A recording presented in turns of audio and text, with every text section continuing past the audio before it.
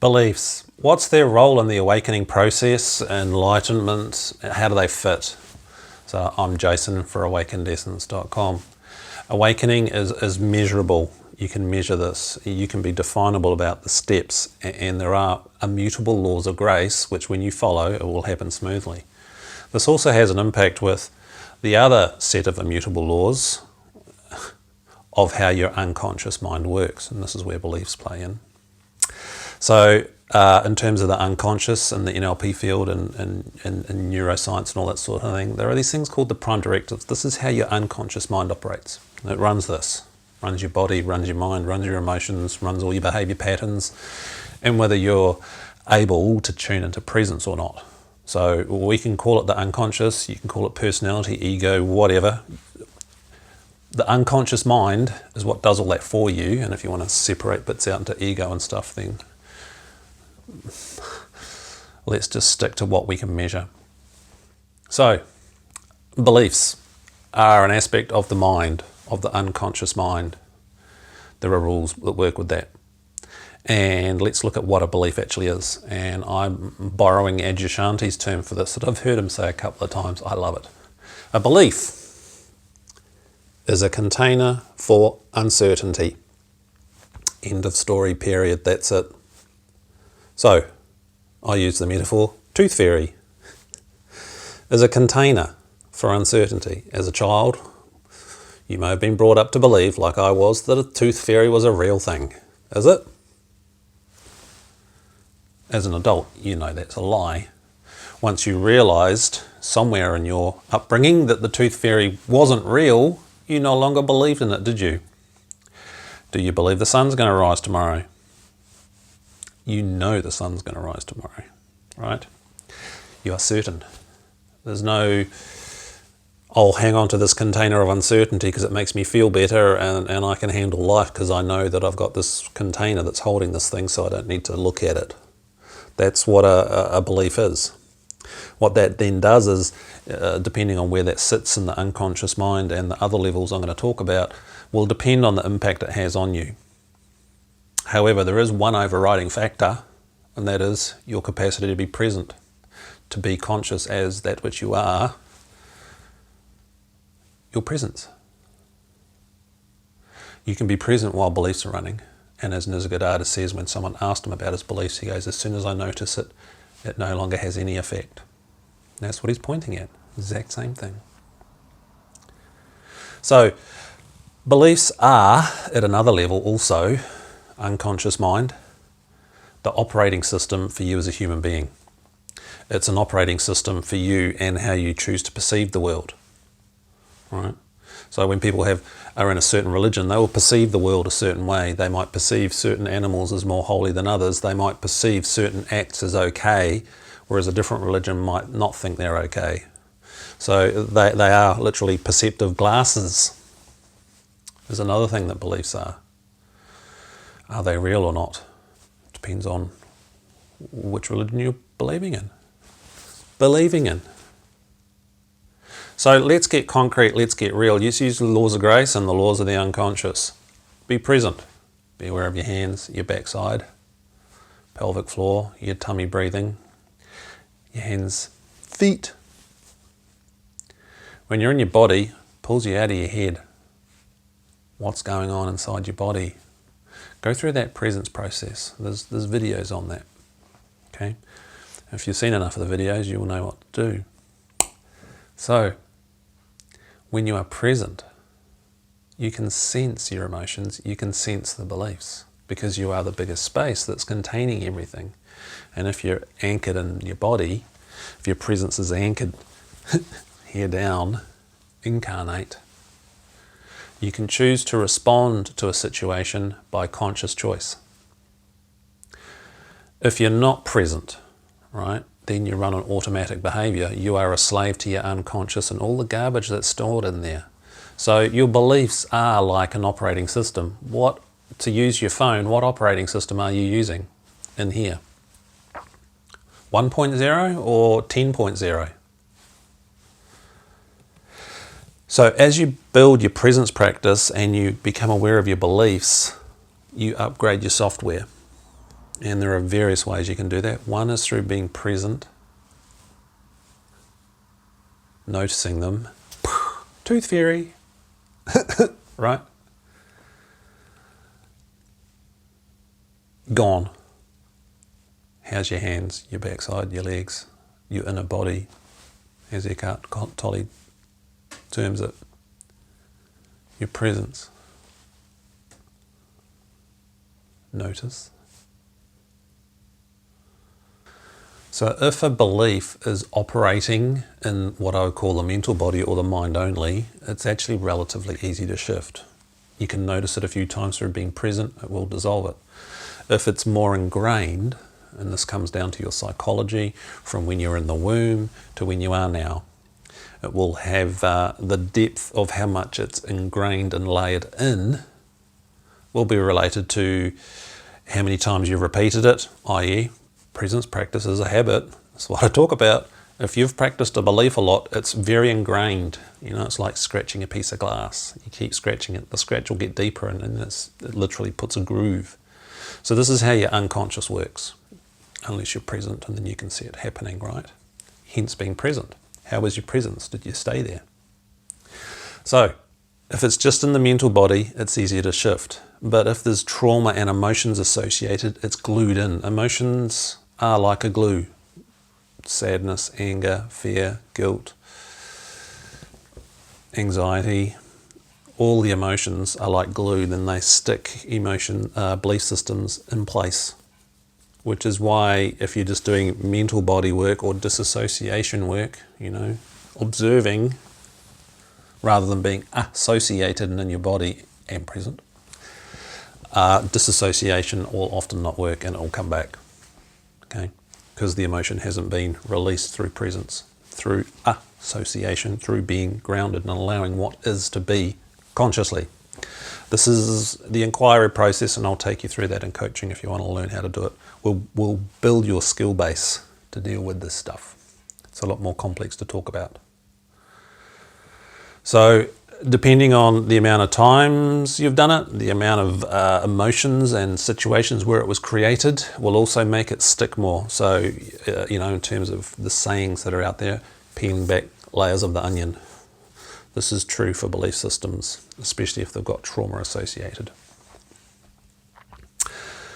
Another thing that's deeply rooted in terms of belief systems is things that happened in the womb through to about age 7. The childhood stuff.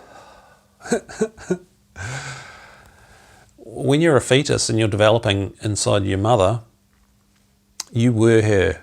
You were at one with her and her environment and the people around her, hopefully the father as well.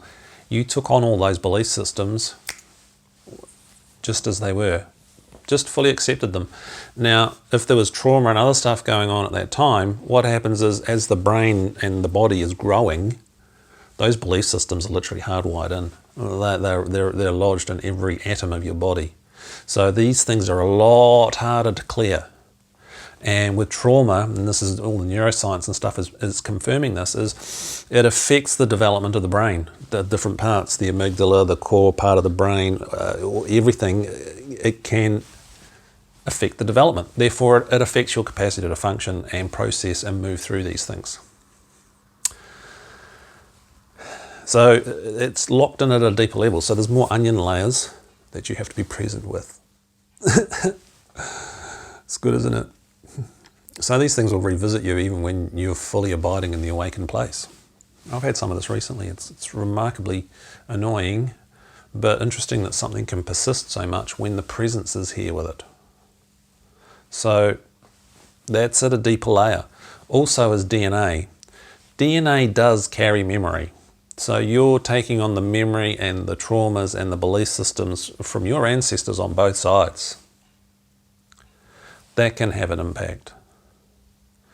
So to say I create my reality means if that's true for that person, it means they have command over their conscious belief systems and their unconscious belief systems, the belief systems that are locked by 4 proteins on the DNA. Plus they also have conscious control over everything that happened to them from the moment of conception through to their age now. Those sorts of people do create their reality, absolutely. Other people, well, let's see the evidence. Let's keep it measurable. Was it just a coincidence that they said, oh, I want this in my life, and it happened? So there are layers, very defined layers. So the most overruling thing is, are you present? Did you do it when I said it? There's your evidence. This is how awakening can be measurable and evidence-based. What's the evidence? How much evidence do you have of your presence in life and the different situations, regardless of the beliefs? Right? So as your presence muscle gets bigger and stronger, like Arnold Schwarzenegger with his weight training, right? As your presence muscle gets stronger, your practice gets stronger, your unconscious mind reactivates back to its original state as a baby, fully activated, fully available for learning and experiencing all of life. As you consciously reactivate that, and this is how the presence process plays into your neurology, it plays into your personality, your ego, your personality integrates with your spiritual nature. And you have deeper and deeper levels of awakening to the point where it becomes automatic and unconscious. Unconscious. You have access. Consciously you choose to be there and experience and be that with your vigilance. Once you're permanently awake, then it's just dead easy. There is no doer. It's just like, here it's instantaneously. And then it stabilizes and gets stronger. Go see the Advanced Awakening page where I talk about that. Okay. So, beliefs. If you have belief systems and traumatic events that happen between conception and say 4, 5, which most people can't remember, it'll be locked in here and you will go into amygdala response. What they call the limbic system in the brain. It takes care of all the emotions and it will put you in fight-flight response. Survival instinct. There's a video on that, right? Each of these belief systems will fight to survive. So you have to master the practice of being present while they're running and reprogram them, either through being present and acting out the new belief system, so you upgrade your software system to operate at a different level, or you do the inquiry process, which is consciously working with it, with presence, by being present, by feeling the emotions, by seeing and working through that material, which you can do in a normal counselling session if you're holding presence at the same time, because you are vertically aligned from your soul, your spirit and all that stuff all the way down into your body, into your cells, and it will work, and it will also start working on your DNA, which will shift. Okay, it's quite a complex process really. Which is why, for some of us, even when you're fully awakened and abide there, so I've been abiding there now, I'm heading towards 12 years, gone into the transpersonal level of awakening, working my way through that, whilst I'm a normal person, that's another sign of it, is you become more normal as a human. With these belief systems and stuff that was with me when I was in the womb and a baby, because that stuff is hardwired in the core parts of the brain, the deeply unconscious reptilian parts of the brain. This is neuroscience and the laws of the unconscious, which are part of the spiritual thing. So the laws of grace, be present, practice, depth, frequency, remembering, am I present? Doing that practice, going through the stages of going into deeper levels of presence. There's videos on that, okay? As you get better at it and more established, it becomes your normal operating procedure unconsciously, and you keep choosing it consciously. It becomes a habit. And with the laws of the unconscious, because it takes the easiest path of least resistance, once you've practiced the presence enough, being present in life, which you can measure as you get more nuanced at what it is to be present, grounded, being grounded is prerequisite, hands, backside, pelvic floor, tummy, legs, feet. Right? As you hold that with being grounded, it becomes more stable. You can then feel the beliefs, you can feel the emotional tugging and hold these emotions while you're in life and choose to respond. This is how it works. So your beliefs become tooth fairy material. Then you can choose to change them to something that's more empowering, which will then affect your unconscious mind and your operating system to behave in a new way. So you do get better results in your life. So you do create your reality. So look at what spiritual beliefs you've just kind of taken on without looking at them. It's good to notice these things because there's a lot of spiritual myths out there that will slow you down possibly for decades if you don't be aware of them. Hence in the website here, I spell out the laws of grace. I spell out how to practice correctly and how to measure that so it's evident in your life if you're self-honest, if you take self-responsibility and practice relentlessly as frequently as you can. This is why the coaching is available. Extreme clarity, I help you experience it so you can move faster into the deeper layers of practice, into the deeper layers of the habitual accustomization of being present while this stuff's running. Then you master how to work with it. And then you're no longer a slave to your beliefs. And you get better at catching them, the more deeply unconscious ones from, back in the childhood type stuff, right?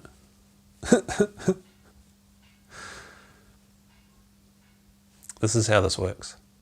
So that's the role of beliefs. They're just head stuff as such, but they do then become programming all the way into your DNA. It's a complex topic. It's not simple. But as you work with this, you get to work with the gradients, you get to work with the nuances, and you get better at shifting it. And most of all, presence. Hands, backside, pelvic floor, legs, tummy. How's that space inside your body? The inner body. Then your presence. And then later on, the nothingness, that's the void, that's the spark of creation. The nothingness video goes into that quite nicely. If you want some clarity around this, make contact for a quick 25-minute chat or have the extended first session. Then you'll have some measurable, real experience of this and know how to move forward, and you'll get some clear feedback on where you're at, because I'll be tuning into you and helping you move forward. This sort of clarity is very rare. Make use of it. I'm Jason for AwakenedEssence.com.